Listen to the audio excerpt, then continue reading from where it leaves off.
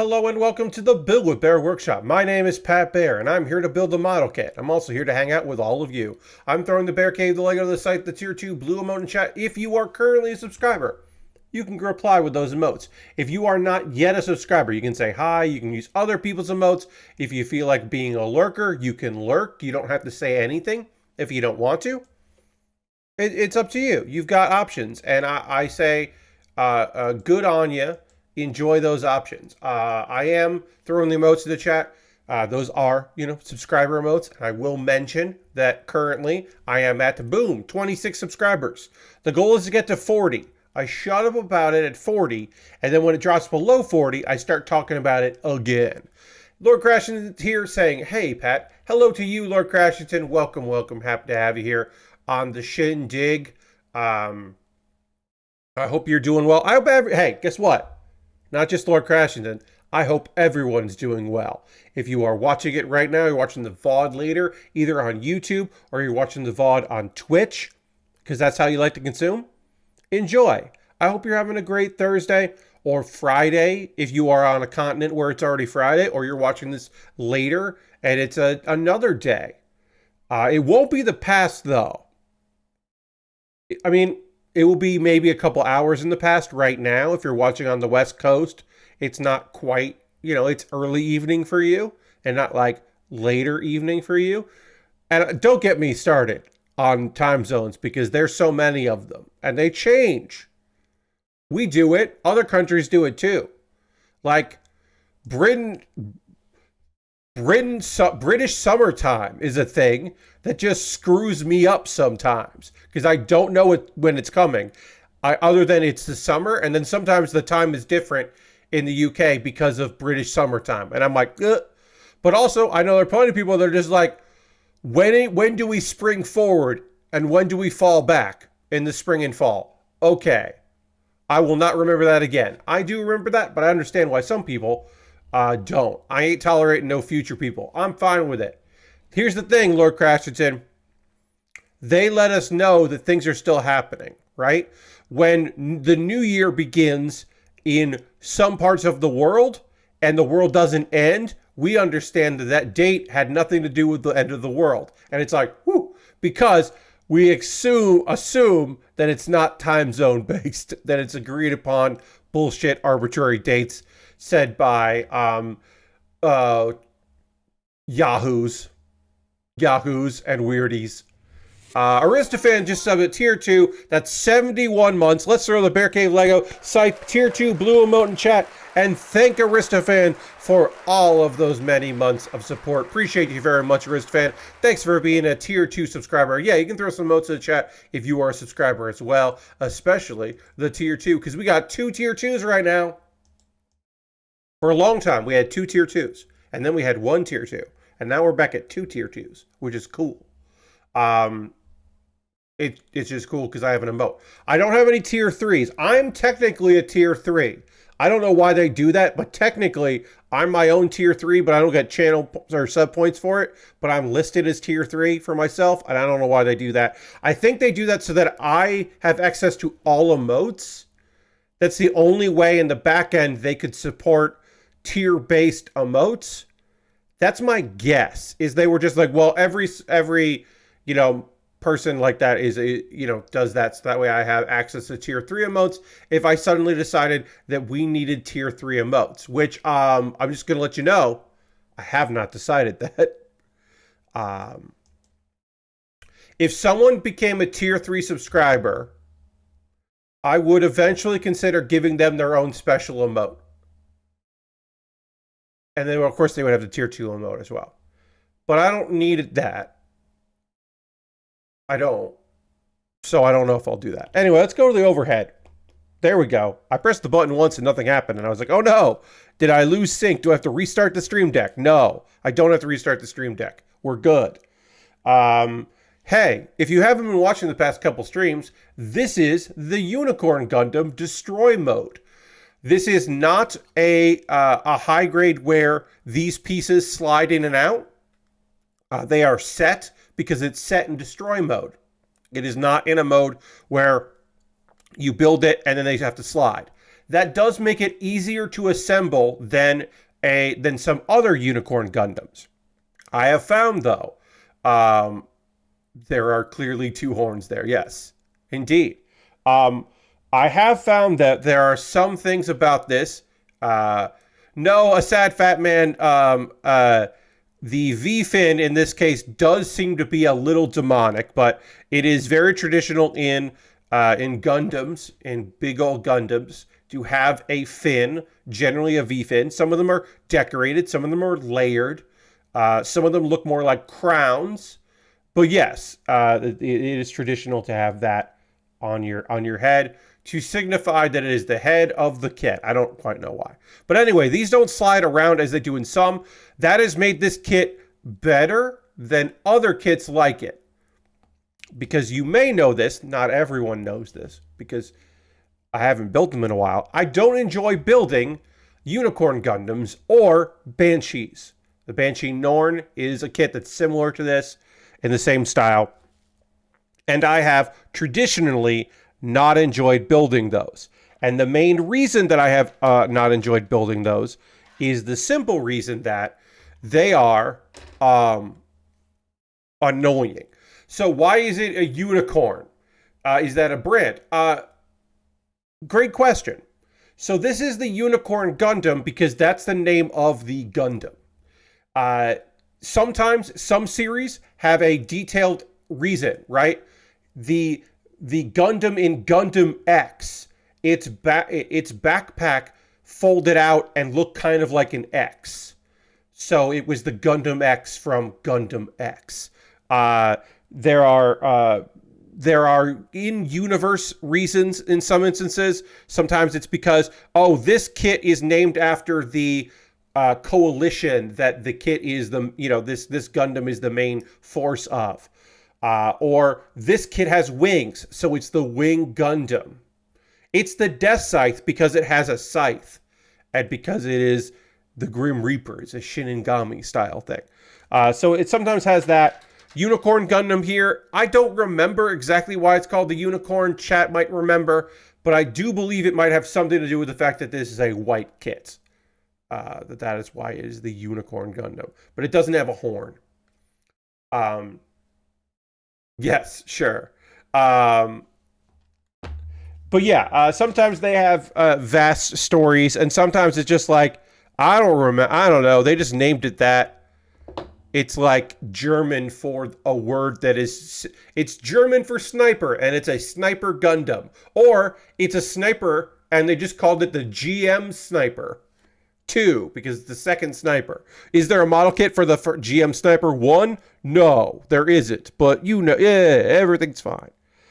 We are building the hands, because I did complete the arms, and did not finish the hands on Monday's stream.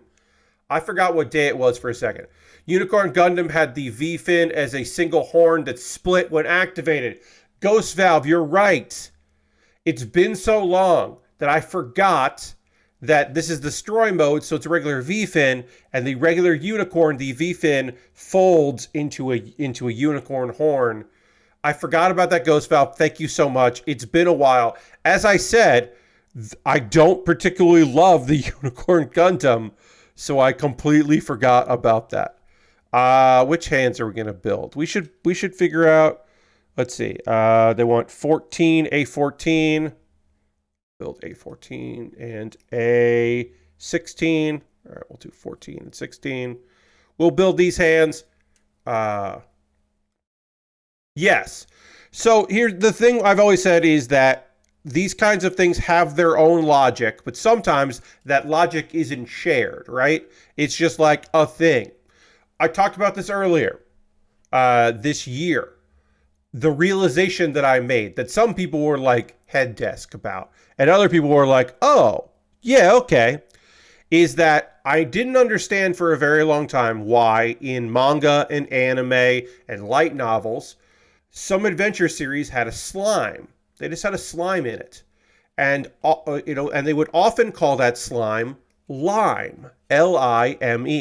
And I didn't understand it. I was just like, I guess it's just a reference I don't get. I don't get that, like, why sometimes there are slimes in anime and they referred to them as lime. And I'm like, that's probably reference to source material. I just don't know.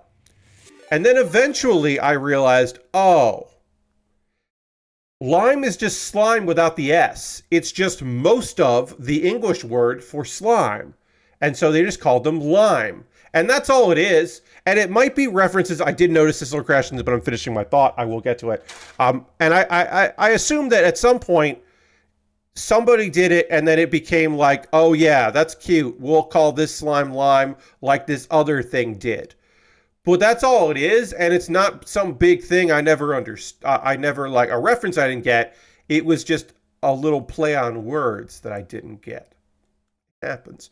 Lord Crashington has used channel points to hit the dance button, and I will indeed hit the dance button. Thank you for using your channel points for something silly like this. Oh yeah.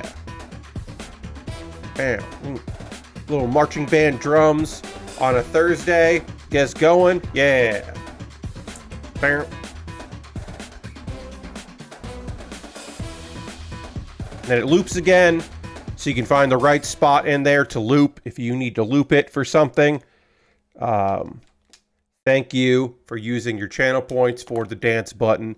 You may have noticed this since the beginning of this year, that I don't dance as hard as I used to when I first started with the dance button, because this dance button evolved. It used to be the ska button, and I would just play ska music, and then I ran out of ska music that wasn't going to get me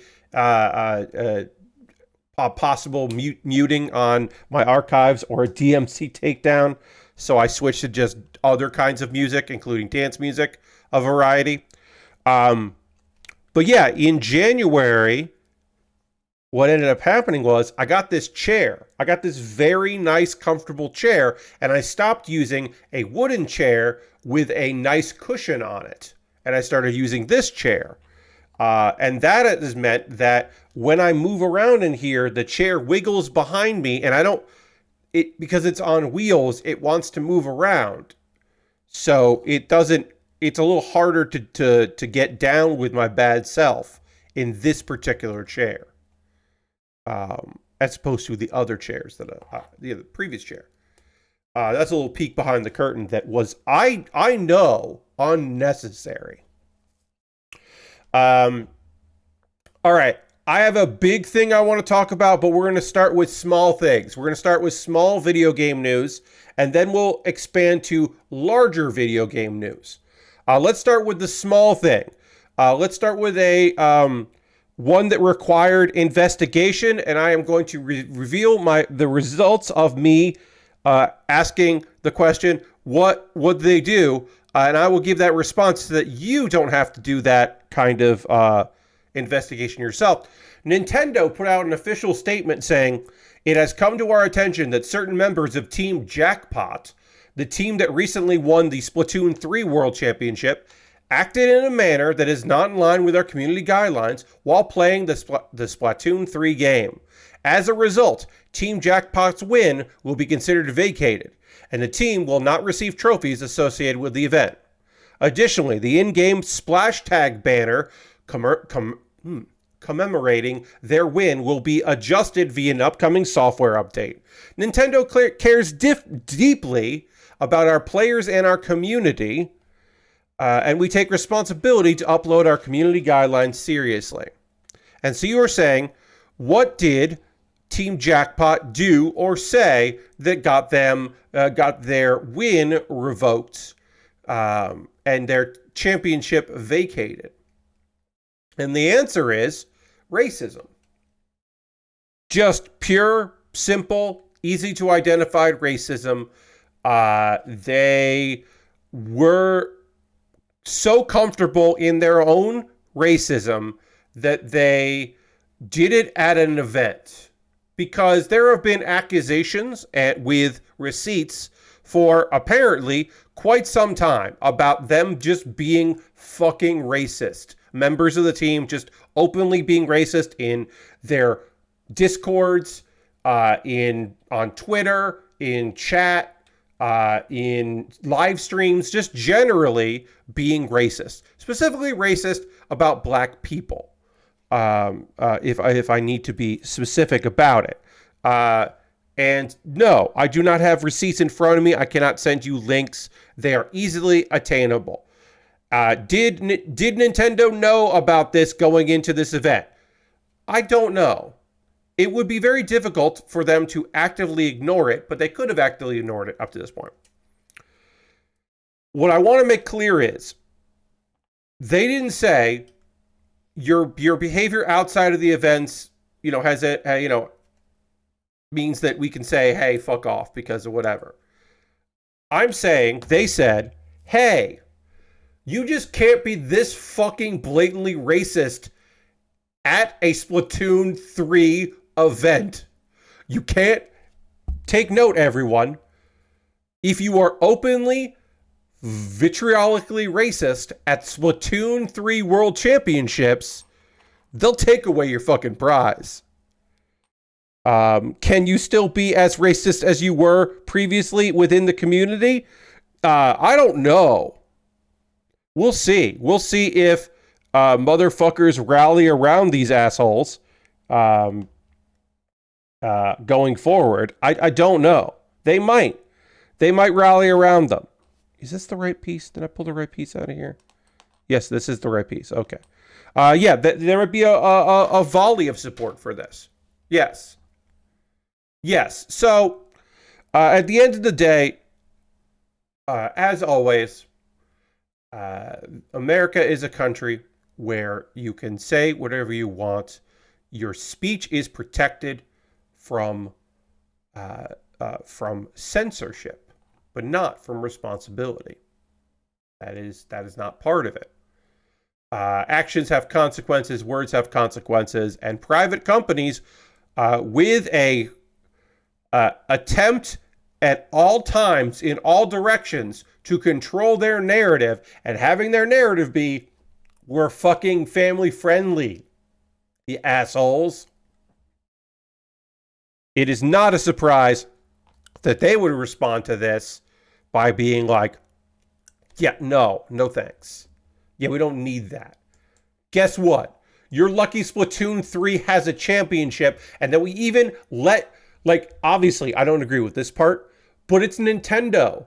They don't like this kind of stuff. Not the I don't know how Nintendo as a company feels about racism, other than they vacated an award due to stuff, but they wouldn't say exactly what it was. But I can tell you that Nintendo, in general, doesn't really like competitions. They don't really like scenes developing around their games. They're not really a fan of it. They don't mind it so much, but they don't love it. It's not like a thing that they're super jazzed about. So, take that into consideration. Hey, Lashbrook. Yeah. Yeah. Look, I'll say this. On a cynical note, yeah. Nintendo is probably less concerned with some people saying some shit that is toxic and awful and full of bullshit. Nintendo is probably less concerned with that than they are concerned with news reports about that. They would love to not have people say, like, the team that came in first at Splatoon 3 World Championships said a bunch of racist bullshit. We asked Nintendo for comment, and they said, fuck, you're going to write about this? Like, yeah, that's basically Nintendo as a company cares more about not hearing about this shit than basically anything else. And I don't blame them. Yeah. Like I said, a large part of this is not that these folks were racist, which is sad. It is sad that a large part of this was not because of that. A large part of this, and where it gets in, is that they are so blatantly, obviously, openly racist. And that's the part where you have to go like, oh, you guys just think that's okay. Like, you're not even hiding your bullshit. So, yeah, fuck off. Then you can fuck off. Because, yeah, if you can't even hide that shit, then they don't need it. They don't need it. They don't need none, or they don't want none. They will see you to the door. Okay. We'll talk about some other bullshit. This is not, this is different bullshit. Let's talk about Humble Games. I am going to spell out a few things here. Some of you may have known this. You may have heard other people report on this. You may have read about this. I may be saying things that you know, and I apologize for that, because there are some people that don't know things of this nature, that didn't know that you might not know that the Humble Bundle people, at a certain point, started publishing games. You may have had no idea that the people with the store where you can give shit to charity, and sometimes you pay a lot of money for a bunch of games, but if you paid, or not a lot of money for a bunch of games, but if you paid more money, you get more games, and you can decide what charity and what percentage and all that. You might not know that they ever had a publishing arm, and they published some games, and we'll talk about some of the games they published later that you might go, oh, shit, didn't know that. You might not know that at a certain point, Humble, both Humble Store and Humble Games, were purchased by Ziff Davis, the media conglomerate that owns a lot of shit. You may have seen in reporting on this issue, IGN, they're under the IGN banner. IGN owns Humble Bundle. IGN owns Humble Store. IGN owns Humble Games. You may have seen that. And that is true. It is true that that Humble, both parts of Humble, were under the banner of IGN. But IGN didn't buy them. Ziff Davis bought them because IGN is owned by Ziff Davis. Ziff Davis is the company, they make the decisions. As far as I can tell from various reporting and various locations, the news that everyone at Humble Games got laid off was a surprise to not just the people at Humble Games, but also everyone at IGN. Because people don't say that shit. They don't know that shit. We heard about this from employees, or former employees, I should say, of Humble Games at the time, or people who were anonymously reaching out to reporters or hearing from reporters at Humble Store. And I will keep saying Humble Store or Humble Games to delineate the two.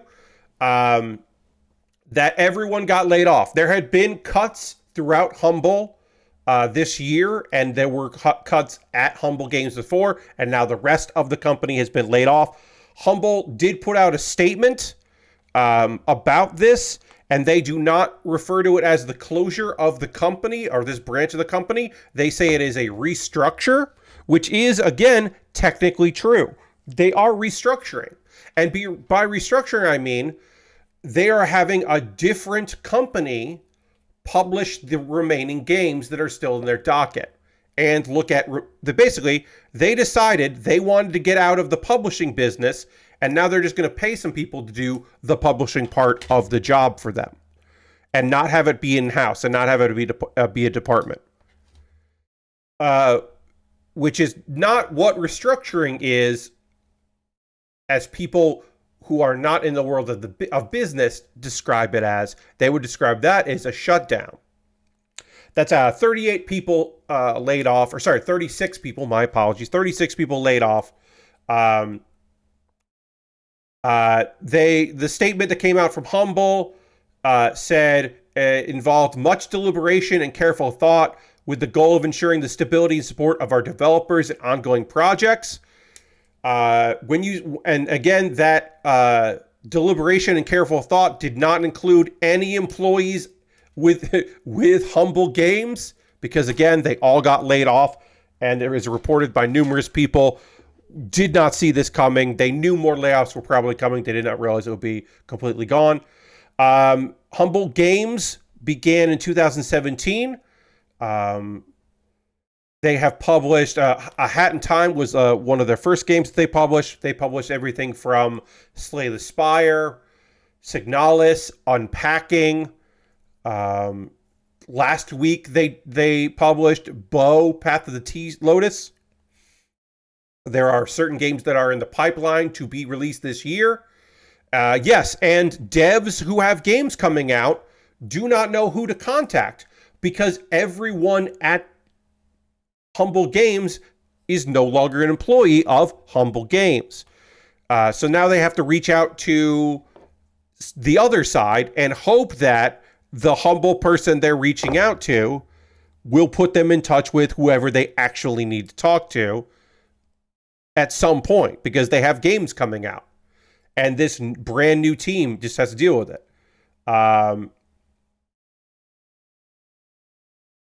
Last November, Humble laid off a number of staff from the publishing arm. And then 2 years earlier, it had cut jobs in engineering and customer service. So this is the third round of layoffs, which is just everybody else. Saw the devs of Temtem give a shout out to the Bow team on Twitter to recommend their followers grab the game if it interests them. Yeah, I mean, you know, the game devs are the people who are certainly in trouble. The people that just put out a game because, like, hey, guess what? Some third-party company is now in charge of further publishing of your game. The relationships you built with the people who know your game best that were helping you on the publishing side no longer work there, and you don't know who to get in touch with. And it's just you're restarting a week after the launch of your game. It's rough. But since Humble isn't closed, the publishing contract is still valid. Yes, Sin. Because Humble, the company, is still there, and they haven't closed Humble Games. They've just laid off everyone at Humble Games and moved publishing to a third party who will handle it for games, which still exists because they didn't close it. They just laid everyone off. Yes, and so people are going to be in the lurch. Also, hi, Sin. People will still continue to be in the lurch in many directions. And again, we should mention also 36 people got laid off. So there's that as well, and that can't be forgotten, that also a bunch of people got laid off. Now, there has been some reporting by some people. I don't have this directly in front of me here, so I'm going to do a bit of a poor job with this, but I will do my best to at least kind of sum this up.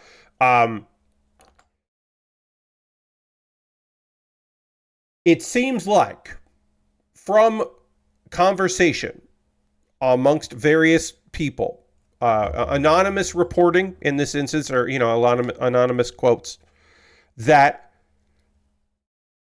Ziff Davis did not buy Humble for the publishing. They don't know anything about game development and game publishing.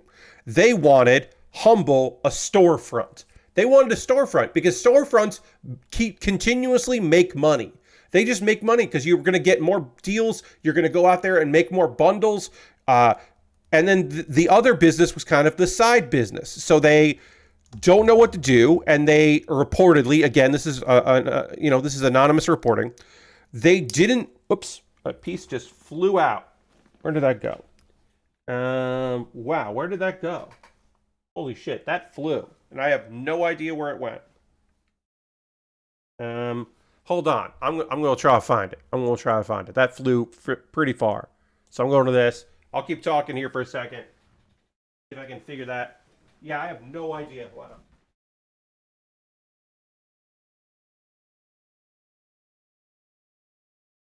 I don't know where that went. It flew.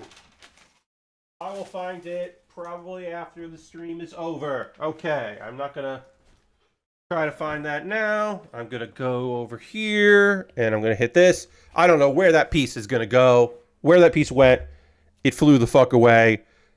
Wait. Oh, okay. It's over here. Great. It didn't fly as far as I thought it did.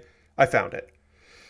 Supposedly it was since business model was different, it didn't slide into their QuickBooks basically, so they said it to bin with it. Yeah, they don't know. They are not interested in running that part of the business. I could see them keeping this third party, not making any more deals, honoring the deals they have because it's harder to not honor them, and then just go into a support for the publishers they have. Because the idea is the store will just keep making money, and then eventually, profit go up, number go up, and they want number to go up. Whereas, like, you're publishing a game, you don't make money until the game comes out, and then you have to, like, distribute that money, and then you don't know, because it's a gamble, and you try to make smart choices, like, it might take a while. It might be this. It might be that. We make this amount of money now and this amount of money later. And you don't know. And it seems like Ziff Davis doesn't understand that. Or, and I mentioned this other places, and I'll just say it here. It might not be that they don't understand that. They just don't want to understand it. It's just something they don't want to deal with because it's not how they want to do business. Acquisitions are supposed to make you money. Acquisitions are, well, let's be real.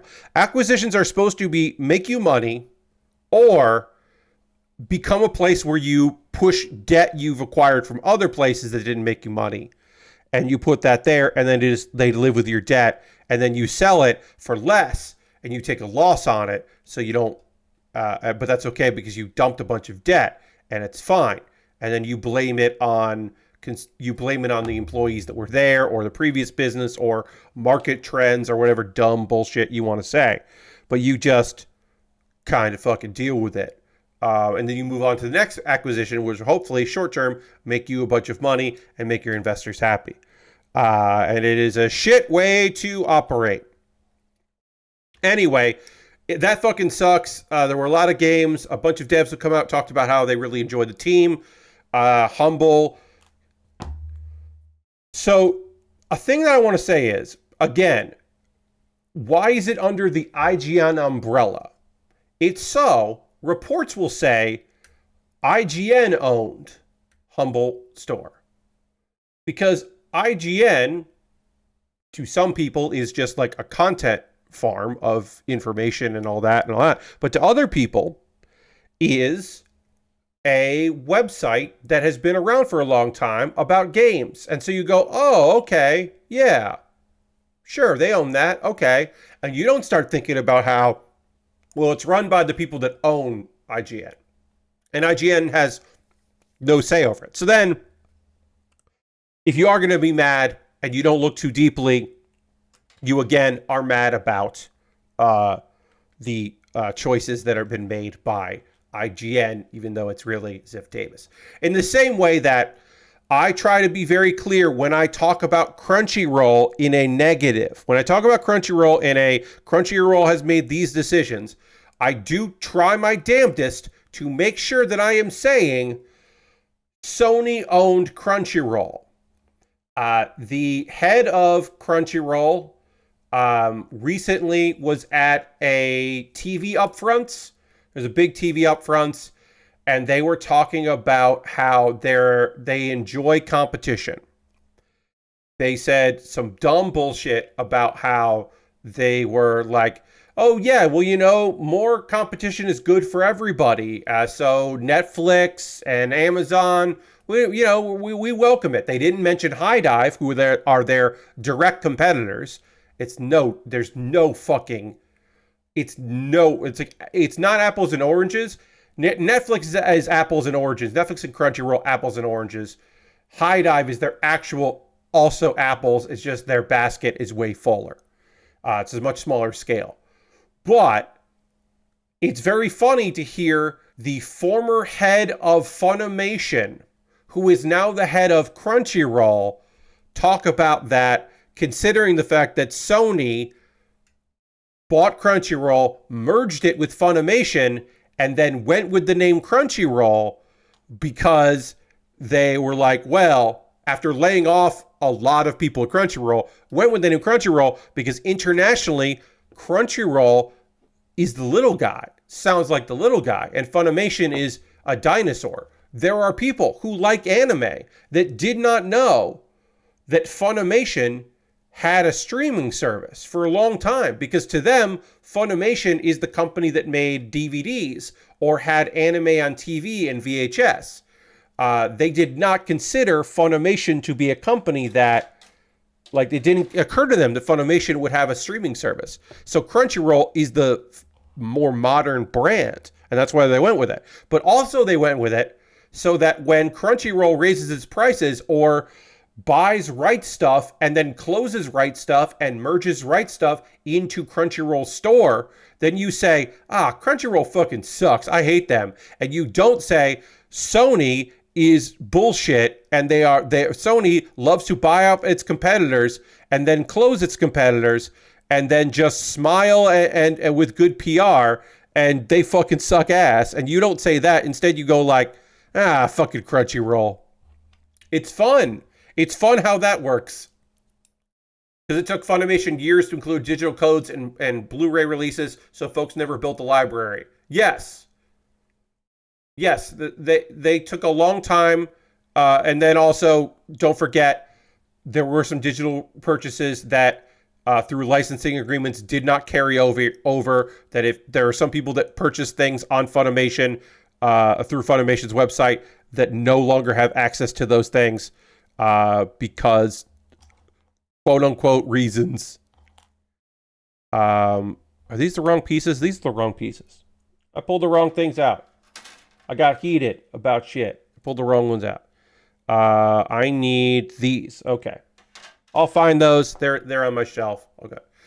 The opposite of why Google changed the name of their parent company to Alphabet, so that Google wasn't always the one negative stuff was attributed to, though everybody just calls all of it Google anyway. Yes, it's more about how, like, Facebook is meta because Facebook has a negative image, but Meta can just do other things and you maybe hopefully wouldn't associate it with it, because Facebook is for a generation of people either the thing that ruined the internet or what old people use. So they were like, well, we're fucked on so many different ways with this name that we got to come up with something else. Are these also not the right pieces? What the fuck am I doing? All right, it's these. It's these. I don't know what the fuck happened there. I took out the wrong parts, and then I was like, oh shit, these are the wrong parts. I'm going to take out the right parts. And then I took out the other wrong parts.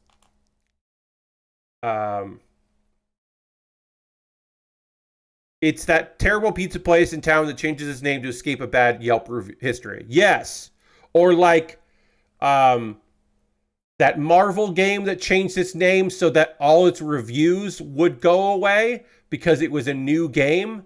And so therefore all the old reviews didn't count because they were like, this is a different game. That's not that Marvel game. It was the same fucking game. I can't remember which Marvel game it was.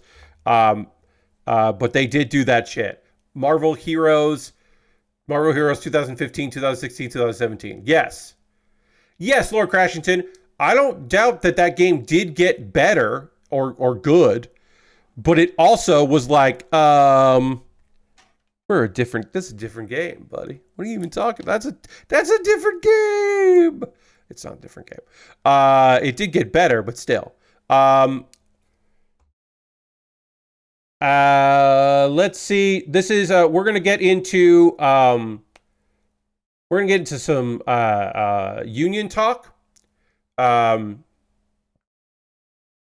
So World of Warcraft devs, a wall-to-wall union at Blizzard. This is the entire World of Warcraft development team. This is not just one department. This is the Communication Workers of America have confirmed that over 500 employees at Blizzard Entertainment have formed a wall-to-wall union. This is a union at Activision, at Blizzard, of the World of Warcraft team. Yes, there are over 500 employees on the World of Warcraft team. This news is pretty fucking big and very fucking cool. If you are wondering, hey, how come these, like, didn't Bethesda just have a union form too? Like, how's this fucking happening at Microsoft of all places? And the answer is, Microsoft was like, hey, we're neutral on unions. We aren't going to fight unions. The creation of unions. Now, they might be bad at the negotiating table. They might do everything they can to squash people making money and shit. But they're not trying to union bust, because they still want everyone to be okay with them getting Activision, which also not everyone is still okay, but most people are okay. Yes, they are passive because they were trying to purchase Activision Blizzard King, and they did not want anything to get in the way of that. And now that it seems pretty okay. Who knows in the future, again, how big an asshole they will become. But right now, get in while the getting's good. But yes, basically in 2022, they signed a labor neutrality agreement. There have been 250 workers at Bethesda, a bunch of people within ZeniMax, mostly on the QA team. And it's fucking awesome. It's cool as hell. And doing it because generally when companies fight this shit, they have a couple tactics, right? The obvious easy tactic is, hey, your dues are going to be so high, and it's going to be, we want everyone to have their own negotiations and have their own conversation, and not have you have to give up your voice to someone else. They like to say that shit across that. Specifically within video games, often, and also a lot of other tech, it's, well, we don't think this whole idea of like one union makes any sense, because like, you should be within the different groups. Like, what do you have to say as opposed to a developer? You're not a developer, you're QA, and like, oh, but you're in this and you're in that. Like, oh, should the IT department be a part of the union? I don't think so, because they want a bunch of small things and they want you to fall apart, because they want to divide and conquer, because there already are people who are just like out there who think like QA isn't dev, a product lead isn't dev, like all this stuff. That there are already people who do that delineation, and that is to, again, rob people of power as a collective unit to bargain. They do not want you to bargain collectively, because then they have to make, they have to deal with the threat of a work stoppage. Yeah, web and launch team isn't dev. Yeah, web team isn't dev, so you shouldn't say that. So again, this is that. Generally, if you are under a certain amount of hours, or you are a contract worker, it is very difficult to be part of the union. That is often a thing that is included within union contracts, is how to bring more people into the union. Negotiations often handle that. They generally don't begin at the start of it. And that becomes something for workers, that actually becomes something to aspire to. It becomes like, hey, if I put X amount of days, my contract will get extended, this changes will happen, and I will be union eligible. And the same thing for SAG-AFTRA. You can work on shows that are not SAG-AFTRA, and when you earn a certain amount of money, you are eligible to join SAG-AFTRA and be fully represented and be a union member. But the union also looks out for you. I tweet about it when I get a check from a television show that I did years ago now, but it was a union show, and they sell season 2, episode 3 in some kind of package. I get a little bit of money, even though I am not in the union and was not in the union at the time. It's a union show, so they still look after me. That continues to be a thing. It's generally not a lot, because it wasn't a lot at the time, but it's still something. Now we want to talk about union action. SAG-AFTRA. And you're like, Pat, SAG-AFTRA, the writers and SAG-AFTRA were already on strike this year. Are they on strike again? Didn't they just get contracts? Yes and no. Specifically, members of SAG-AFTRA who do a specific job are on strike. There is a lot of specifics here and narrowing down that we need to do when we talk about starting at midnight Eastern tonight. So technically tomorrow, starting on Friday, there will be a strike for video game voiceover actors who are SAG-AFTRA on contracts that are SAG-AFTRA that are not part of agreements that have already been made.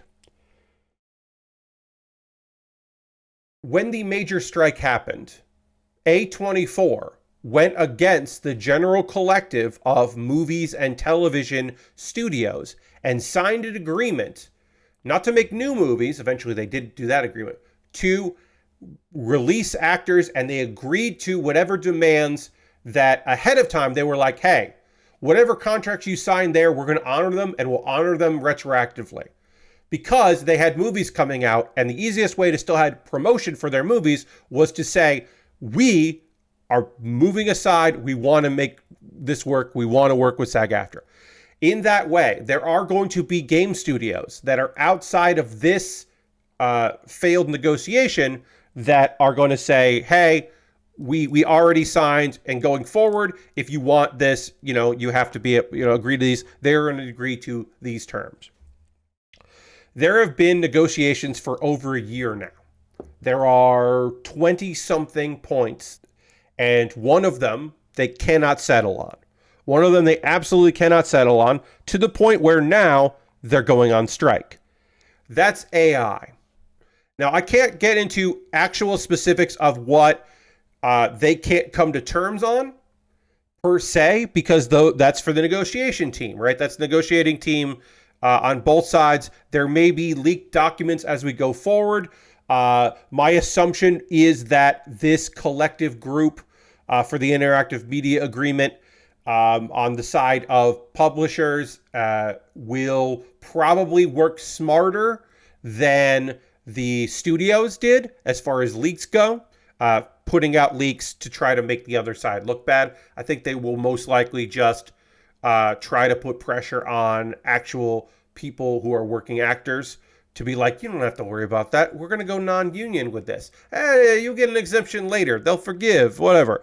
That kind of bullshit tactics will probably be more likely than the trying to get the press to do the job for them of belittling the other side. I can't tell you specifics from the AI. What I can tell you is from conversations with people and generalizations and that kind of thing, I can tell you that the voice actors are, as a whole, and 98% of them voted for this strike, authorized the strike. As a whole, the video game voice actor people are aware that there was a drop, that the ball was dropped in the SAG-AFTRA agreements when it relates, how it relates to AI. They fucking dropped the ball.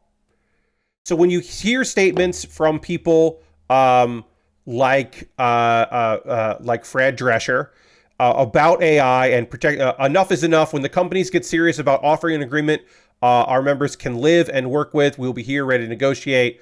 We're not going to consent to a contract that allows companies to abuse AI to the detriment of our members. They are saying that because their members said, hey, you were not forward thinking about this AI stuff. When it comes to actors, plenty of other stuff was great and we're happy about that. We as a whole are not happy with how you handled that, and we will not agree to a contract unless you are going hard as hell when it comes to A23 and A24 when it comes to AI protections. So they basically drew a line in the sand. And that's why they are striking over one thing, 1 point.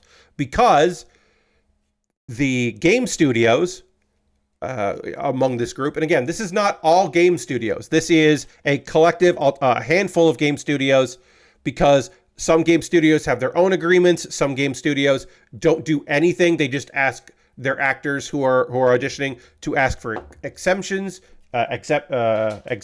from it, which actors are allowed a certain amount of, because sometimes you just got to fucking get work. And so you agree to things, even though it sucks.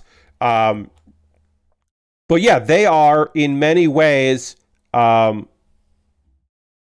canaries in the coal mine of this. They are doing the work for AI protections, for creativity, because their clients, their union members, are saying, hey, if they present me with a contract that says they can just use AI to replicate my voice, then I don't get hired for DLC. I don't get hired for reshoots of stuff, added content. Oh, they reworked the last third of the game, and they need me to come back. And they don't have to do that anymore. If they have the ability to replicate my voice with AI under contract, they can just do whatever. Enough people are saying like, hey, we got to fucking put protections in for this. That's now something you go on strike for. So how do you, the person listening to me talk about this, how do you help out? You make your voice heard about it. They are not asking for a boycott. They are not saying don't play games from Insomniac, from Take-Two, from WB, from Disney, Activision, Electronic Arts, or the other studios that are part of this group that basically are a collective of voice actors. And then they because not every studio has their own VO director. So Blind Light, Formosa, VoiceWorks, Llama Productions. These are people that companies hire to do that. That's why you're not seeing every game studio on this list. Basically, these are people that are like, hey, we bridge the gap and we handle this and we'll do that. And those companies are also like, and we're of course investing in AI technologies to make it better for you, so we can craft things out of whole cloth, and we'll just have like those companies. Part of it is that those companies like Blind Light, they would love to pay people peanuts to have samples of their voice to then say, hey, we've got a library of these voices that we can tweak and make them say whatever you want. And we don't even have to sign a contract. They signed a contract with us releasing their voice to us. So we just have this and you can do whatever the fuck you want with it. And the person that this voice belongs to can't say shit. And you just pay us a bunch of money. They would love to do that stuff. So that's part of what this is. The representatives of the other side are disappointed because they're like, we found common ground on 24 out of 25 proposals, including historic wage increases and additional safety provisions. Our offer is directly responsive to SAG-AFTRA's concerns and extends meaningful AI protections that include required consent and fair compensation to all performers working under the IMA. This is their statement. Basically, they're like, hey, we came to agreement on everything but this one thing, and we don't know what the fuck do you want from us? And it's like, well, they want stronger protections. They want stuff you won't give.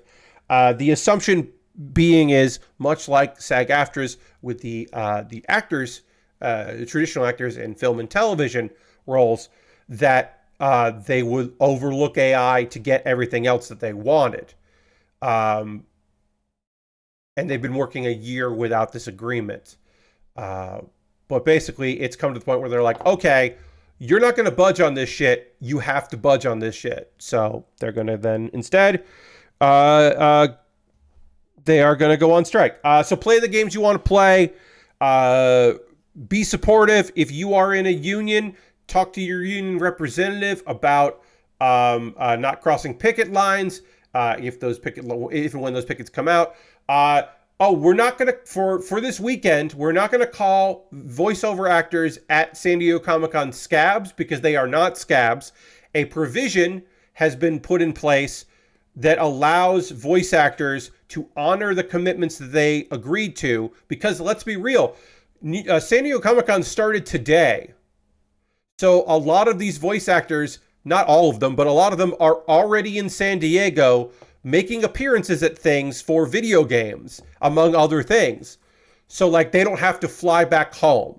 Um, uh, so when the voice actors for Star Wars Outlaws talk, it's not scab work. Yes, Sid. Now on Monday, when it is not about that, you are supposed to not honor those agreements going forward. If you were supposed to be on a press tour for a video game that's coming out, you are supposed to say, hey, I cannot do this because we are on strike. I would love to. Feel free to talk to my union rep if you need further comment. But they are not looking to do that. So if you see someone at San Diego Comic, if you see Erika Ishii at San Diego Comic-Con talking about whatever fucking, she's in Dragon Age. She's one of the voices for the main character in Dragon Age, the user-created character. You can pick Erika Ishii. Erika fucking rules. She's so great. She's not a scab this weekend. If on Monday she's talking about Dragon Age, she's a scab. But if she's talking about it on stage on a panel on Saturday, that's not scab behavior. That's, like I said, mainly because those people are already at San Diego. But for future events, it's a different story. Yes, Ash, it is directly, also hi Ash, it is directly because a lot of those voice actors are already in San Diego because the event started today and preview events started on Wednesday and Tuesday, and they already have contracts. Some of these people are paid. And so they can't honor further contracts, but they can honor these contracts. But then that ends. That is just a grace period because of the timing of it more than anything else. Because that way they're not asking these actors to actively to be punished. That basically they're not trying to punish them for doing their union duty. People are going to be messy about this in social media. Yeah, people will be messy about it because it's the games they like. So there will be people who are shitty. It would be shitty to have them flown in and not be able to do the thing they flew for. Yeah. And some people didn't get flown in, right? Some people paid their own way, right? Just like they're like, hey, I can give you a pass and you could be on this panel if you can get to San Diego because we're a small company, which is not true, but whatever. We don't have budgets for this. Yes, Ash, Thursday used to be preview day for San Diego Comic-Con. Now Wednesday is preview day. And events that are outside of San Diego Comic-Con but in San Diego start on Tuesday, where they used to start on Wednesday. Because I have a comic book shop and I'm running an event. Can you come in the day early for that event? Because we want to get ahead of the proper thing because we're not part of the proper thing. That kind of thing. Yeah. Those happen. We're not saying they shouldn't. We're just saying they do happen. It would be, yeah. So basically that's it.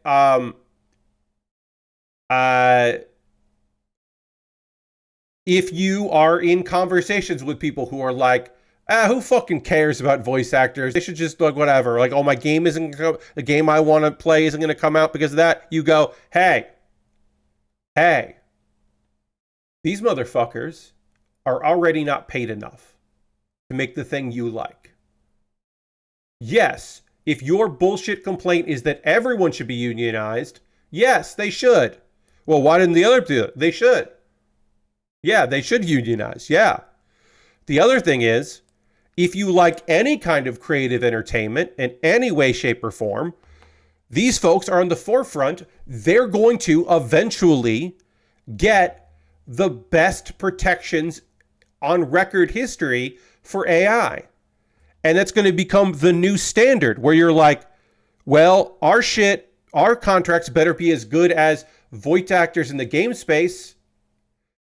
because otherwise, fuck you. That's going to be going forward. Well, they got to be as good as the SAG-AFTRA deal for voice actors, or otherwise I'm not doing it. Oh yeah, you got to match this other deal. It literally will benefit creatives across the board when it comes to protections from AI. It's going to become the new standard eventually, and it's going to take a little while to do it, which is why the game studios are fighting tooth and nail to make sure that doesn't happen. Which is why it was disappointing when SAG-AFTRA let that shit kind of slide a little bit and didn't really go after it, because they were trying to bring the strike to an end. They were trying to get everything they could get, and that was the one that they had a concession on, which I remind you, the many years ago, the writers, through union representation, were told, let the DVD shit go. And they did. And home release was eroding away at the money they could make. And then it happened again with streaming and streaming contracts, where it was just like, oh yeah, I don't know, NBC.com is going to have a couple videos, but whatever, who's going to watch that? They watch cable. They watch you on TV. That kind of stuff, the not being forward thinking is an issue with SAG, has been an issue with AFTRA, as combined, it continues to be an issue. The fact that they're out here drawing a line in the sand with AI within the confines of the screen actors, or it's not screen actors, the voiceover actors, is awesome. And that's the thing you should be saying if people are talking shit about it, because it might mean that the game that they want to play 4 years from now might come out 4.5 years from now in the most volatile era of video games in decades. Like, tough shit. Sorry. Pay them. That's going to benefit a lot of people. It's also, again, a small subset of people. There are going to be companies that do stuff under contract. You will see voice actors saying, hey, this company has made an agreement with SAG-AFTRA, and so therefore I'm allowed to talk to you about this, which is what all the actors for A24 shows had to do, or A24 movies, because they had made a deal, and they had to be like, vocally like, hey, we're allowed to talk about this movie because we signed a contract, so we can talk about this. It's okay. This isn't scab work. And then, like, very small point, like, people would get paid to promote something, and you go, oh, so you're a scab. And they would go, wait, what? What do you mean? What do you mean I'm a scab? Oh, you're promoting a film that's coming out. Yeah, but I'm not in it. Yeah, but you're still a scab. You're doing scab work. It doesn't matter that you're not an actor. You're doing scab work. Also, you are covered by SAG-AFTRA because they're trying to facilitate coverage of streamers, so which is the thing that you as an individual are part of, because you want better representation. And so SAG is like, yeah, we should have influencers under our umbrella. But then you're promoting a movie and you're going to the premiere and you're covering it for your channel. That's scab work. If you don't want to be a scab, don't do scab work and all of that. There will be stuff. There will be people who are covering EA games. Again, the statement of SAG-AFTRA is, you, the person, you want to play a video game, keep playing a video game. No one is calling for a boycott right now. That could change, but right now they're not calling for a boycott. But it also, at the same time, like, it becomes on the individual if you want to cover a Disney video game, if you want to cover a Take-Two video game. Like, as an individual, you, the viewer, a streamer, that kind of thing, it becomes a little bit gray and personal choice how you want to do that. But, like, if I voice acted in a thing that was under this umbrella, I wouldn't be able to promote it, basically. That's where it is and all that. Again, it will be messy. It will be annoying. But it's good shit. The ability for not just new unions to be popping off, but also unions like using their collective power to push for things that will also not just benefit their own members, but their future members, and also other industries and unions sticking up for other unions. Fucking rules. Other than the Teamsters, because the Teamsters are fucking corrupt and always have been. So the head of the Teamsters supporting Donald Trump is not surprising. It sucks, but it's not surprising. Because Teamsters are very supportive. The union representative of the Teamsters can often be not great. Also, let's go to this screen. I'm going to do this really quick because I talked a lot about union stuff because it's important to me to chat about that stuff as someone that would like to be a full-fledged member of SAG-AFTRA in the future, but who has been supported numerous times by said organizations. I felt important to talk about that. Also because, again, it's complicated. It's not just like all of SAG-AFTRA is on strike. No. All video game voice actors are on strike. No. It's complicated and specific. All right. So I'm going to talk to you about ways you can support the channel. I'm going to get through this quickly. Then we're going to talk about a manga that I have been reading because it's fun to talk about manga. We might also talk about anime I'm watching. No. You know what? We're going to talk about that anime on Saturday. But we're going to talk about a manga. But before I can talk about that manga, I do need to ask everyone who is a subscriber to throw the Bear Cave, the Lego, the site, the Tier 2 blue emote in the chat. Being a subscriber is the easiest way to support what I do here through Cash Money or your Prime Gaming token. Have a good night, Ash. Thanks for stopping in. Thanks for chatting. Always a pleasure to have you here. If you are a subscriber, you throw the emotes in the chat. If you have Amazon Prime linked with your Twitch, you get a token. You can use that token for anybody. If you want to use that token for me, your friend Pat, that would be great. I would love that. If you want to become a subscriber, you can do that now. That would be cool too. If you want to become someone that gifts subs, Mjan is the only person to gift a sub this month. If you want to join in on the gift sub and get to the top of the leaderboard, you can do that because we're currently at 26 subscribers. The goal is to get to 40. I'm going to shut up about it at 40. So if you want to become a subscriber, get in on it. Jump on it. Also, bits and coins always appreciated if you want to be like Harold, H-Bomb and friends, and be at the top of the the cheerleader board. You could do that as well. There are other ways to support me, like my Patreon, patreon.com/PatBear. There is a $1, $3, $5, and $10 tier. There are different rewards for different tiers. Consider joining me on Patreon. Besides Patreon, if you wanted to, you could jump over to YouTube. Subscribing to YouTube is free. I just had a bunch of new subscribers the last couple of weeks, which has been great. So if you haven't subscribed over on YouTube, please do. And there's memberships on YouTube. So for $2 a month, you get my Wednesday video on Tuesday. You get a day early. You get access to a day early. You can look at it because it's unlisted, and then you get access to the unlisted video, and you can go watch that. If you want to do that. You don't have to do that, but if you want to do that, you can. Those are monthly ways to support me. And there's also direct donations. If you want to just throw some money at my Ko-Fi or my PayPal, you could do that as well. As like a one-time gift. And everything I make through direct donations through YouTube, which includes AdSense, so watching my videos does help me out, through Patreon and through Twitch, all goes into a fund, and out of that fund, I buy model kits. Like this kit that we're working on tonight. This kit came out of my Amazon wish list for myself. I saw it on the wish list that was on sale, and I bought it. And I went, you know what? I'm buying you.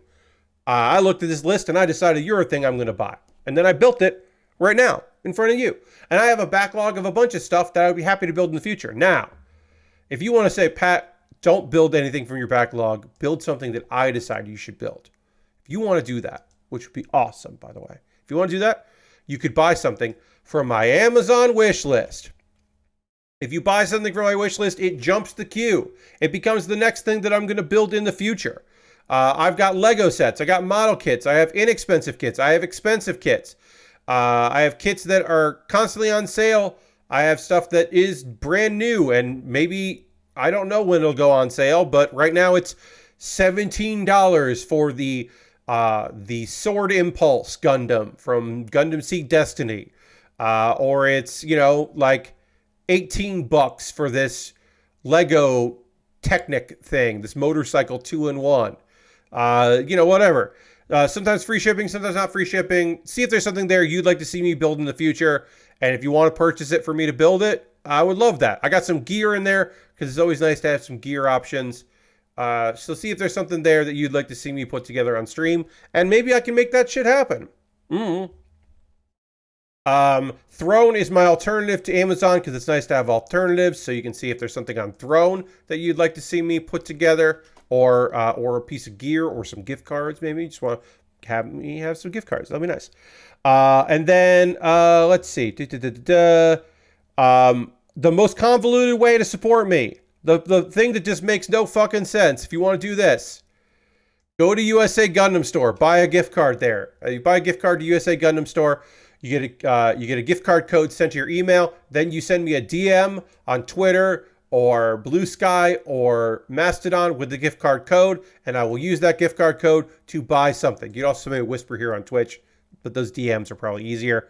Or a message on Discord. If we're friends on Discord, you can, or ask to be a friend on Discord and tell me like, hey, I want to send it to you on Discord because it's more secure than some other places. Whatever you want to do.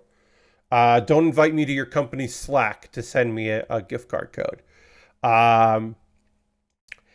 If you want to support me and not spend any money, you can go to my Discord and hang out. Speaking of Discord, I got a Discord. It's full of nice people. We chat about a bunch of things and things. You're more than welcome to hang out there.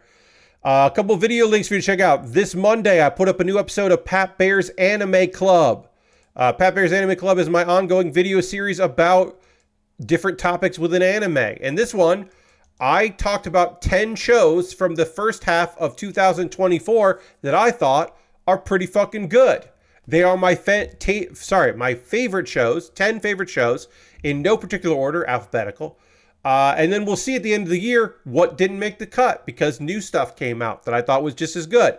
I'll tell you right now, nothing currently, one show currently, I think will end up in my top 10. But it's only been 3 episodes, so who knows? But maybe one thing will jump in.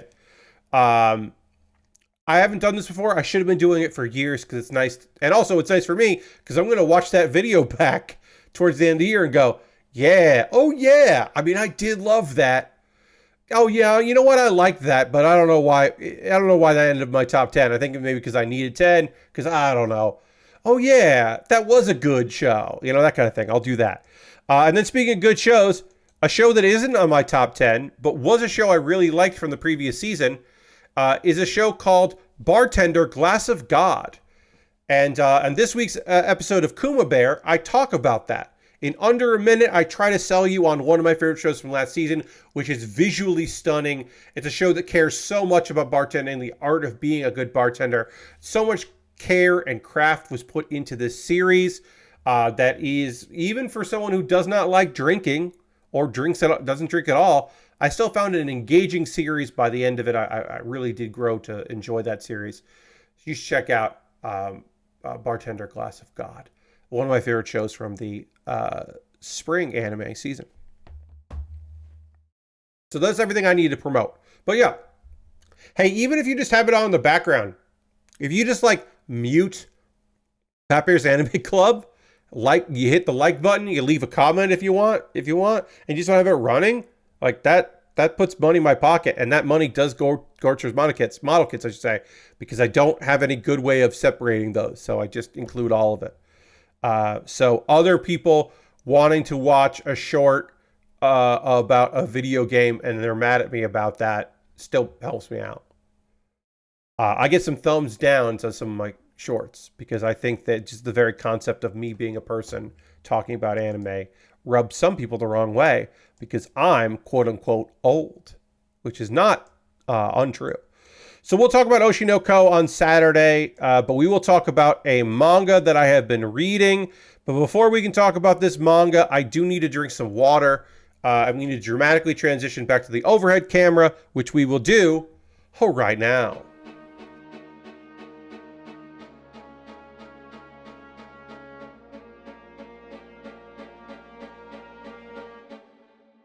All right, so now we're still working on the legs. We did the feet. We did the upper body. This kit is a slow build because it is very layered. For a high grade, it's very layered. How dare you talk about anime on the internet? I know, right? Like that's, kind of Sometimes it's like, oh, you're talking about a thing that I don't like. And like, sure. Okay. But often it's the very idea of you seems to bother some people. Like, why did this?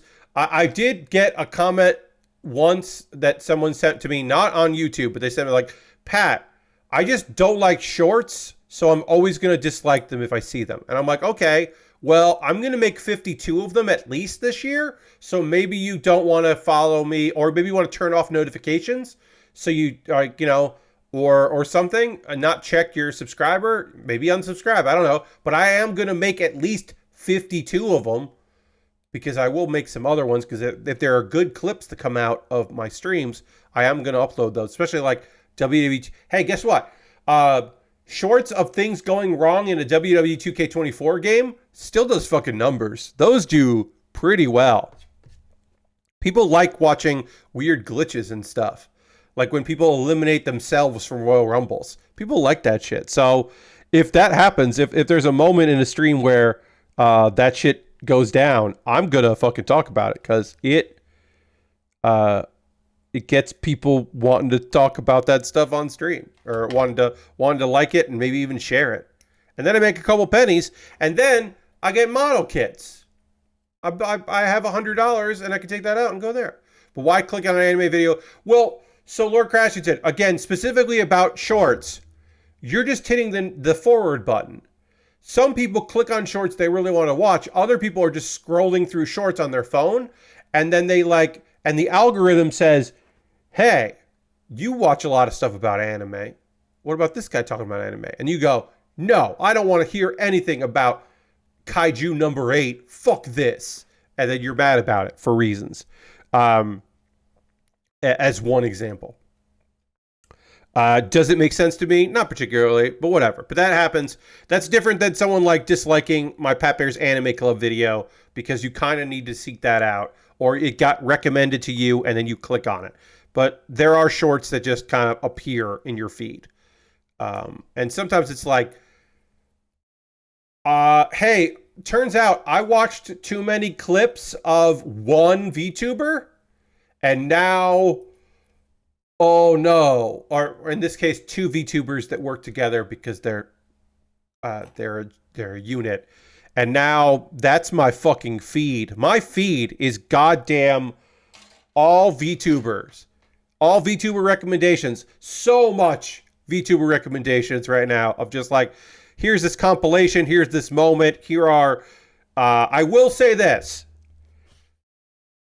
A clip of a VTuber being very excited about a new VTuber works even if I don't know either of the VTubers. And if I don't know either of them, but I'm like, okay, here's several VTubers reacting to a new VTuber coming into existence, like their debut video or teaser video. That works for me. I don't know why it does. I think it's just because I like people being happy and excited about things. That shit translates, but I don't know. Yes, you watch like, honestly, if you watch enough anime clips, you get VTuber stuff. That was like for years that has been the case, because the crossover is so much there. If I was a VTuber talking about anime with this voice, not even putting an affectation on, not doing a character, just this voice, my own voice, my presentation voice, which is a bit of an affectation, let's be real. This voice, but an anime person talking about anime, ooh, that would do so much better. Ooh. I wouldn't be like psyched that I broke 100 views on a Pat Bear's Anime Club video. I would be like disappointed that I didn't break 100 views on a Pat Bear's Anime Club video, because it's just so many more people would be checking it out. Even if they didn't watch it for that long, they would at least be interested in it, because what's this VTuber boy saying about this anime that I like? Oh, what anime? Are they doing it? Is the VTuber doing a dance? Are they trying to do the dance to My Dear Neko? Like, oh, they're doing the deer dance. They're doing the dance for the deer anime. Oh shit, or whatever. it is what it is. Anyway, enough about anime. It's time to talk about manga. Let's talk about a manga that I have been reading. It's called Forget Being the Villainess. I Want to Be an Adventurer. This shit's cute. This shit's pretty cute. Sari,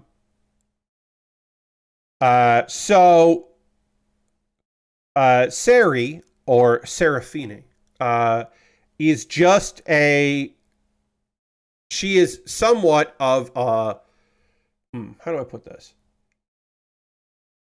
She's a bit of a jerk at age 3. She's going to grow up to be a real asshole, a real villainess. She's going to grow up to be awful. But she's not awful yet. She's spoiled, but she's not awful. She could become better. But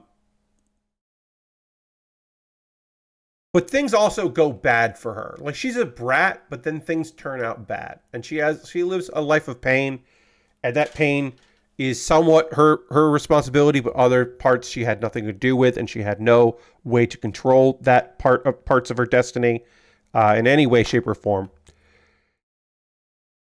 And how do we know this? Well, because this is a video game world, and Seraphine is the villainess in a video game. And she knows that, because at age 3, she meets a white tiger that is named Lu, who's a guardian white tiger, holy guardian, a divine beast, if you will. And meeting Lu triggers memories and unlocks the ability that, oh wow, I was a businesswoman. And I was reading this book. Sorry, I said video game. I apologize. It's a fantasy novel. I said video game because that's generally what a lot of these are. It's a fantasy novel. They don't really... This manga does not necessarily dwell on it dwells on, like, remembering things that have happened and will happen to her, but kind of pushes it aside in order to just focus on what's going on here. So she's like, this is a fantasy book. I'm a villainess. I'm cruel to a lot of people, including Lu. And life is going to be bad for her. Hey, Lu, I want to make a contract with you, and my goal is to live a better life here. So we're going to do things like, I'm going to become an adventurer, and I'm going to leave... and I'm going to avoid all of the main characters. I don't want anything to trigger. I don't want there to be any bad times. So I'm just going to figure out how to become an adventurer and not deal with any of the consequences. And that's kind of what we're going for here. And so in some ways, it's very light. She wants to change the plot. She wants to avoid what happened there. But it kind of feels like... maybe the story wants to be written. Maybe she's diverging from things. She's not the character she should be in the book, but things are getting jumbled. She's not rewriting the book. The book is sometimes rewriting itself to try to get back on track and to make jumps. And so she can't predict, because she's changed the world, she can't necessarily predict what's happening with some of the characters. And also, hey, it kind of maybe feels like the heroine who she's done her best to avoid this entire time. Is she also isekai? Does she also know what the plot is supposed to be? And if not, was the heroine of this book always kind of the fucking villain? Or is she only the villain because things aren't going the way they're supposed to go and the world is changing to accommodate, and maybe our girl, Sari, is the new main character of this story? And then by the point where I've left off in this, she's now almost 14.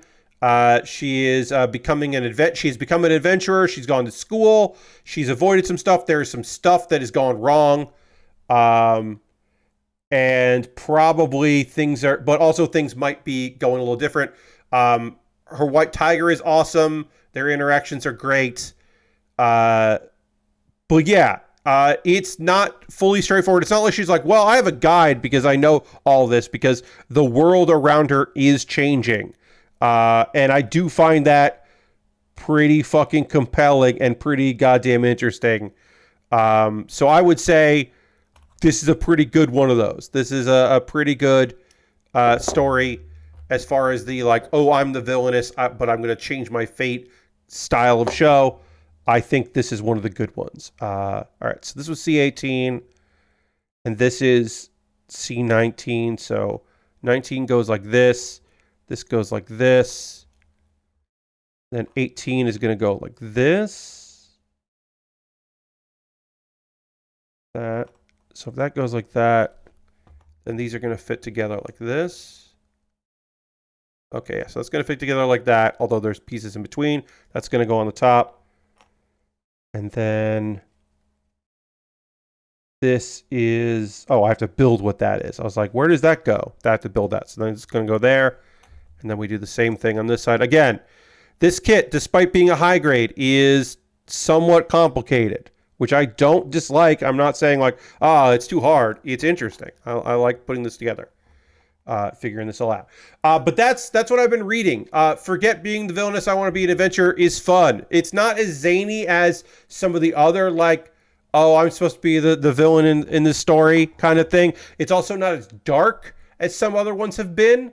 There was one from, I think, last season, or maybe it was winter, where like she was haunted by the alternate reality of what her character was like consistently haunted by it. And then also sometimes other characters are also haunted by the alternate reality of like how the story was supposed to go.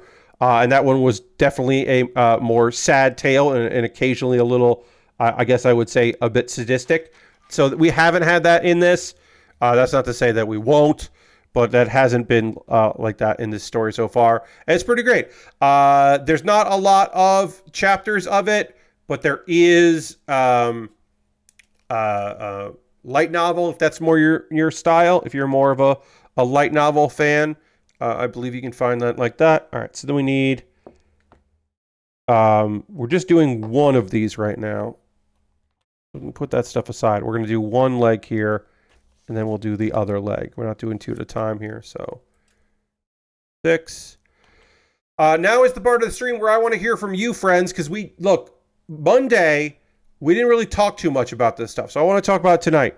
What are you playing right now? What are you watching right now? Are you into anything? You go to the movies? You're going to see some stuff this weekend? You looking forward to?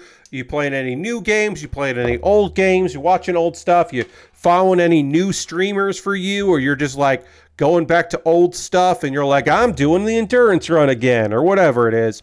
You're going back to your comfort stuff. Like, I want to hear from you. I always love knowing what you're up to and into. Tuesday's stream. Thank you, everybody that came by for that. It wasn't a huge turnout, but it was a good turnout, if that makes any sense. I ended up playing Hearthstone. I was waiting to do that next week. The plan was that next week I was going to do a Hearthstone stream. Ooh, I actually have to send myself a note here that I have to send out a Patreon thing tomorrow. I need questions for the Q&A that I'm going to record on Saturday. And I also need to tell them that next Tuesday, the 30th, I'm going to be doing WWE 2K24. WWE 2K24, we're finally going to look at the DLC. The plan was to do that on Tuesday. That was the plan going forward. You might be like, well, Pat, you were talking about doing that. Why didn't you end up doing it? And the answer, the reason why I didn't do that, which is, okay, these two pieces, great. The reason I didn't end up doing WWE 2K24 was because it was patch day, and I didn't know it was going to be update and patch day, and there was going to be such a big update, and that game fucking takes forever because it's so many hundreds of gigs. It's so many fucking gigs that it took too long and didn't finish updating and patching by the time the stream was supposed to start. So I called an audible and checked out WW2K20, or sorry, and played Hearthstone instead. There was a new Hearthstone expansion that did come out on Tuesday, so I was able to show one new deck as well as some decks that I have augmented with some new stuff. It was incomplete. I wish that I could say that I had there's a new deck that I started playing today that I wish I could have showcased next Tuesday because I'm enjoying this new deck, which I didn't have on Tuesday because I needed to craft a legendary for it, and I didn't have the dust to craft the legendary, but then I ended up getting that legendary in a pack, so hell yeah. So I made a hunter deck that is fun and kind of bullshit. It is a scam hunter deck. People are figuring out how to counteract it. If you play Hearthstone and you are suddenly seeing more polymorph effects, that is because people are playing the hunter deck that I've been playing, which makes an amalgam that when you kill it, it goes back into your deck and keeps all of the stuff you put on that amalgam. And so then you can just keep playing it and give it Rush or give it Wind Fury and just like wreck shit. So people are like, oh, if I polymorph it, then it didn't die. It just went off the board, which is smart. But anyway, that deck has been fun to play, and I couldn't play it on Tuesday. I am going to read what y'all have been writing, which I appreciate. Keep writing it stuff down if you're planning anything or you got stuff looking forward to this weekend, because I love hearing from you about that stuff. I will say that I did not directly play it because I don't have access to the beta. So I can't give you my thoughts from a beta perspective. But I can give you my thoughts from a watched somebody play a lot of it perspective. I'm going to play so much goddamn Marvel Rivals. Jesus fucking Christ, I'm going to be playing that game. Holy shit. Like, that's a given. There's no ifs, ands, or buts. Look, is it a good Overwatch ripoff? Yes. Is it doing a lot of stuff that Overwatch, like, new? Is it bringing a lot of new stuff? It's bringing one new thing. There are symmetries that are new, and you don't necessarily see in... there are certain characters that vibe well with other characters, and therefore kind of give buffs or whatever. And that's not necessarily an Overwatch thing, but mostly it's just a competent Overwatch with Marvel characters and Marvel shit. And that's enough. So one of my friends in my multiplayer crew got into the beta, had been playing it a lot, was streaming it in Discord. And so a bunch of us were hanging out watching that. Yes, we did hear that the director of Overwatch 2 said that they would, if they were going to go back to 6v6 instead of 5v5. They're not saying they're going to, but if they did, they would do it under a lot of consideration. But they have heard people making their voice heard. And I was like, that's so much coping with the fact that people are saying it's Overwatch, but better than Overwatch 2. That it's not even that great. It's just not Overwatch 2. Like, that's a lot of cope right there. It really feels like cope to me. But anyway, again, I didn't play it. I can't tell you how it feels or how it really plays. I can just tell you what the vibes are based on watching my friend play. And the vibes are, oh shit, this is fucking Overwatch. This is like the Overwatch I want to play.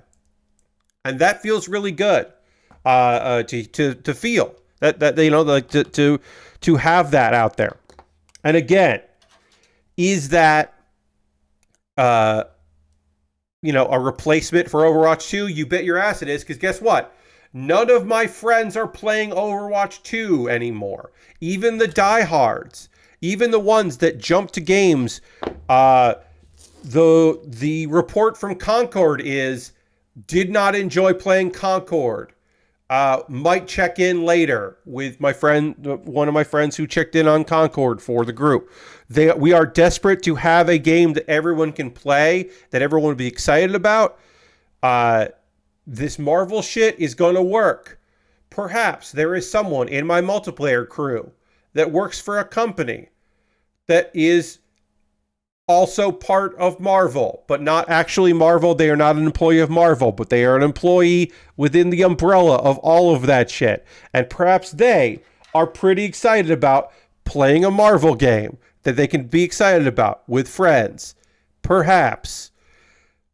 But this is the thing that, like, yeah, like other people are trying to figure it out. It is the rare instance where friends of mine were like, Pat, could you get us into this beta? Do you know anyone that could get us into the beta? And so I have asked someone, not at Marvel, but at another company. I have asked someone, hey, do you think I could get some beta codes for my multiplayer crew? I would be happy to provide you with some feedback if you are interested in that feedback in exchange for letting us play this game as a crew, because we want to play this game. I have put it out there. Hey, no problem if you can't, but if you can, we would love to check this shit out, because we are trying to find a game that we can all play together that is a multiplayer game, and if it, and that we can be on Discord calls and talk shit and have a good time. We are constantly looking for that stuff. It would be nice if this game was that. I think it might be. I don't know. I'm jazzed about it. Laura Crashton says, I got a Ranger, which is a really cool indie game mixing tile sliding puzzles with Zelda-style exploration and dungeons. I heard good things about that game. I'm glad you're enjoying it. Why can't I get these pieces? Why can't I get this piece to slide in where it needs to slide in? I can't get this to slide in right. Oh, because maybe I was putting up too high? Is it supposed to go down? Is it supposed to go down here? No, I don't know. Where does this go? Where does this back part go? Why are you like this? You go back here? You go back here. That's what it was. That's why I couldn't get it to go. I was looking at it the wrong side. You got to go back here. I got you now. Hooray. Then I need E3 and C28. I don't need E3, but I need piece E3. And again, hard to read these. I'll do my best. There's E3. More free time again, says Ghost Valve. Hell yeah, Ghost Valve. So back to Elden Ring DLC. Been watching a lot of MTG with Blood Burrow Commander shows. Hell yeah. And streams of the early access. Should be going to 2 pre-releases. Hell yeah. I hope you have fun. I had some of the pre-release from Loading Ready Run going while I was doing other things. Just because the people I like hearing their voices. I like hearing them have fun. Or Ben Wheeler as a judge, where he's just coming in to reference some stuff and have some jokes and have a good time. I like that stuff. Even if I'm like not super following what this particular expansion is doing, because I don't pay as much attention to Magic anymore. I like the people involved in it. So I was keeping an ear to what was going on.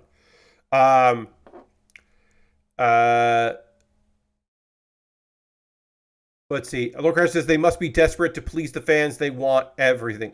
Well, Lord Crashington, yes. On the one hand, there are people that want everything. On the other hand, Overwatch 2 isn't as good as Overwatch 1. So they made a big swing, but it fucking failed. And now they're constantly and consistently on damage control for the fire that they set for themselves. So, Come see, come saw. Lashbrook says, this week has been a lot of playing catch up on Giant Bomb and Nextlander stuff that I missed last week and couldn't watch over EVO weekend. I managed to order one of those new PDP guitars. Hell yeah. And it came way closer than I expected. Hell yeah. That's awesome. It's been fun playing Rock Band again after like decades. That's really cool. The way they're handing out codes seems dumb to only do it at one time on Twitch, says Old Crash. Yeah, I mean, like, as the beta goes, or as they do betas, they will release more and more. Like, Rivals here's the thing, right? They want to see how it plays, and then they want to stress test. They don't want to stress test while they're still trying to see if like anybody likes it, you know? They don't mind the idea of the big story being, oh, so many people are chomping at the bit and really they're trying to get beta codes and they want to play the beta. They want that to be the story, not what a fucking failed beta. Marvel Rivals, no one can play it. Servers keep crashing, and like they promised all these people they'd be able to check it out, and nobody gets to play it. They do not want that to be the story. They do not want any stability things to be the story, because those stories don't go away. Those stories just continue to live and be there. So they would love it if people did not, so they're going to limit it, and then eventually they'll expand it. Other than that, haven't played any Helldivers 2 in a while. I would love to play more Helldivers 2. That is right now the only game my multiplayer crew plays. We pretty much are done. We might play every once in a while. Somebody really pushes for us to like get back into Halo Infinite, and so we will play a little Halo Infinite on occasion, but that is fairly rare these days that we're jumping back into that. Mostly it's Helldivers 2, but we really haven't played anything. Like I said, there was a whole session where we could have been playing a game, but instead we were watching a friend of ours play a video game and being like, all right, I'm going to try to get that beta. I don't know. There's some shit in there that seems pretty fucking cool. Kind of want to be Doctor Strange in this and do support. That seems pretty neat. We'll see. Dibs on Adam Warlock. I don't know. Or if I listen to one Alex Navarro, just be the Punisher and then hang out with fucking with the fucking raccoon and just go to town blowing people up and just shooting everybody. Which seems to be the primary thing, which makes sense if you are playing as the Punisher, that you would be shooting motherfuckers. Oh, seemed pretty good. I didn't see a lot of Punisher, but for hearing from Alex, it was like, okay, yeah, that sounds viable. All right, this little piece needs to slide in here. I'm not sure which way it goes. It doesn't go like that, so that means it would have to go like this. But it doesn't want to. So I'm like, what am I doing wrong? Because it doesn't want to. But I hope people had a good time at EVO. I know a few people that were there in person that seemed to have a good time at the event, and that's awesome. But yeah. God, I thought the fucking ending. Oh man. I thought the ending of Blood and Guts sucked. That I know requires context, and I will give you context for what I'm talking about here. So, AEW, the wrestling organization, has an event called Blood and Guts. It's the fucking War Games, the old WCW thing. They couldn't call it War Games, so they called it Blood and Guts. It is a steel cage apparatus where two teams compete, and anything goes, and it is a bloody mess, and there is violence galore and dumb spots, and it's just a spot fest and pretty fucking cool when it happens. Why doesn't this piece want to go in? What is it wrong? What's wrong? Why don't you want to work? Is this the wrong piece? Did I grab the wrong piece? I need 35, A35 on both sides. Is this not A35? Is one of these pieces not A35? Because I certainly made that mistake before, and I'll make it again. No, that's A35. Yeah, these are all A35. So why is this A35 not fitting in right? Anyway, the match ended because one guy threatened to light another guy on fire, because the only way to win Blood and Guts is to submit or quit. Your team quits or you submit to a submission. There are no pinfalls.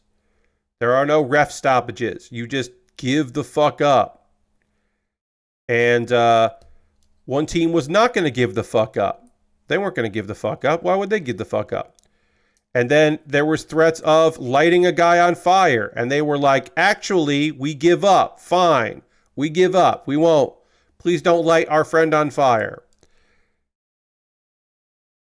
But how much of that? But because it was the bad guys and the good, the bad guys surrendering, the good guys didn't end up lighting the guy on fire anyway. And also, I should have stressed, he took forever to get the lighter and the very small gasoline bottle. And then he poured gasoline on him and then took a very long time to get gasoline, to get the lighter. And then he forgot the microphone. So he had to walk across 2 rings to go get the microphone to then talk so that the audience could hear him and people could hear him there. Mistakes happen, but like that mistake really slowed everything down. So it ended this like very long spot fest. And then one guy was like, hey, please don't light our friend on fire, who I guess we like, but maybe. Don't light him on fire. We quit. Fine, we quit. You're going too far. Also, would this spot have worked better if there had not been a time where Eddie Kingston poured gasoline on someone to light them on fire, and he didn't light them on fire because another person stopped him? If that spot didn't exist, would this spot be better? Yes. Also, would this spot have worked better if the guy hadn't been lit on fire already in another fucking show? Jack Perry has already been lit on fire before. From the guy that threatened to light him on fire. They literally did the spot already, but actually lit him on fire because he was covered in a fluid and had a flame retardant costume on, and it was safe as possible, and it was cool and nonsense, and maybe didn't need to happen, and maybe is already forgotten, which is because wrestling doesn't fucking remember things. But they already did that spot. So it's like, this time I'm not going to use a flamethrower. I'm going to use a lighter and lighter fluid. And it's like, okay, does that make things worse? I guess it does. Okay. All right. Yeah. I guess he already lit him on fire once, so he'll do it again. And this time the guy's handcuffed, so that doesn't make it worse. I don't know. I just felt like it was meh. Lashmer says it was a weird way to end such a big match. Yes, it was very anticlimactic. Last year, they were beating the shit out of Wheeler Yuta. They were choking the shit out of him. They were beating the shit out of him.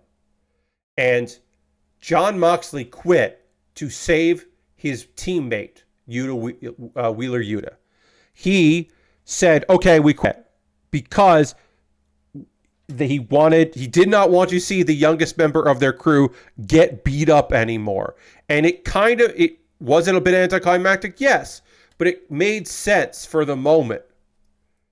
A man being choked out and tapping out on the top of a cage was a good moment. Like, that's happened. That to me felt better.